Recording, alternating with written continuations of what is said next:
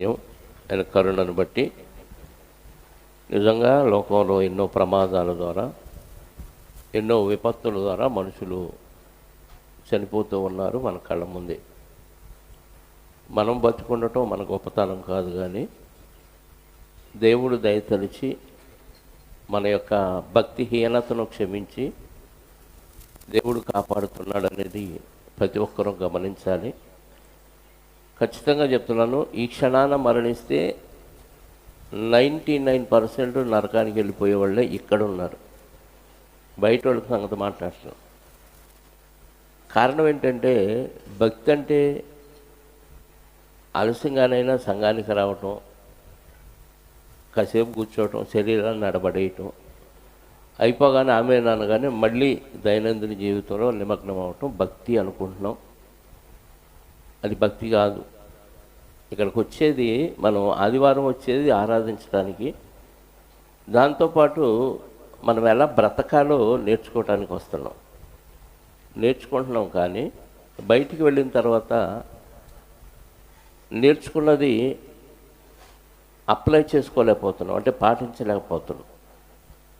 దానికి కారణం మనలో భక్తిహీనత పుష్కలంగా ఉంది అనటానికి. ఎన్నో సంవత్సరాలుగా వాక్యం వింటున్నప్పటికీ నిజంగా ఆ పాటించే విషయానికి వస్తే ఫెయిల్ అయిపోతున్నాం. ఈ మధ్య సంఘంలో సభ్యుల ద్వారా ఎన్నో విషయాలు నాకు అనుభవ జ్ఞానం వస్తున్నాయి.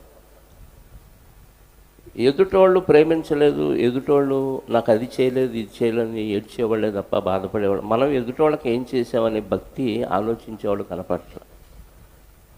ఎదుటోళ్ళు నన్ను ప్రేమించాలి అనుకుంటున్నాం, కానీ మనం ఎంతమందిని ప్రేమించామని బాధపడుతూ సంఘానికి దేవునికి దూరం అయిపోతున్న భక్తులు కనపడుతున్నారు.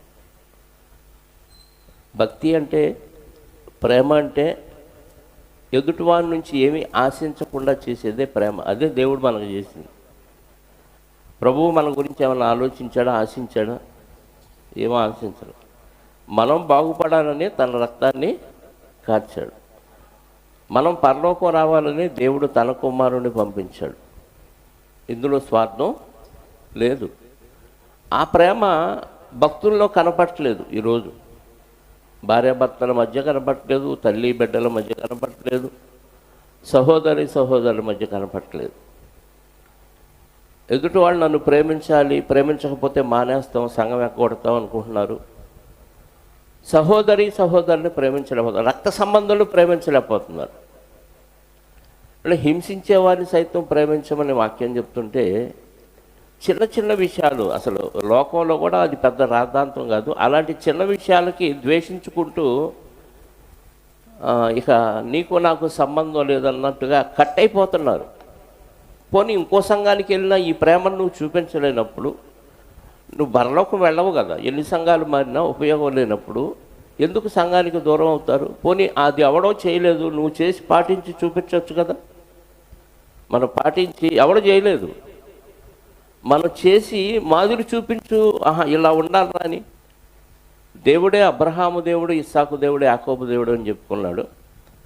మరి పలానాయన దేవుడు, పలానాయన నమ్ముకున్న దేవుడని నలుగురు చెప్పుకునే విధంగా మన బ్రతుకుంటుందా అంటే మన బ్రతుకు లేకపోగా నిందలన్నీ ఎదుటోళ్ళ మీద వేసి మనమేదో భక్తులు మహాభక్తులు అయిపోయినట్టుగా ఎవరికి వాళ్ళు అవార్డు ఇచ్చేసుకుంటూ ఉంటున్నారు పరిస్థితి. నిజంగా సమాజాన్ని, క్రైస్తవ సమాజాన్ని చూసినప్పుడు నాకు రోజు రోజుకి ఈ మానసిక వేదన ఎక్కువైపోతుంది.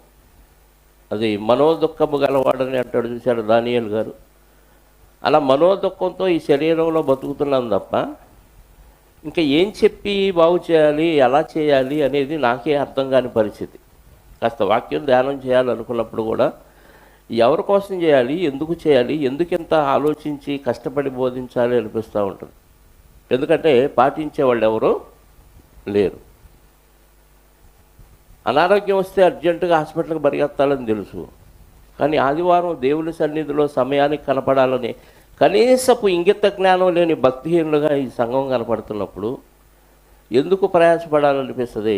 నువ్వు చేసేది నువ్వు చేయి, ఫలితాన్ని విడిచిపెట్టి అన్నాడు కాబట్టి చేస్తున్నామే తప్ప, ఫలం లేనప్పుడు, ఆదాయం లేనప్పుడు, లాభం లేనప్పుడు వ్యాపారం ఎలాగైతే చేయరో పరలోకంలో ఫలాలు లేనప్పుడు లేదా బిడ్డలు వచ్చిన వాళ్ళు పరలోకం చేరే స్థితిలో కనపడినప్పుడు ఎందుకు చేయాలి అనిపిస్తూ ఉంటుంది.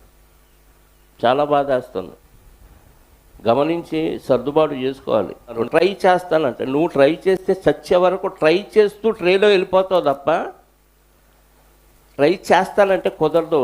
ఖచ్చితంగా పాటిస్తానని ఫిక్స్ అయితేనే కుదిరింది.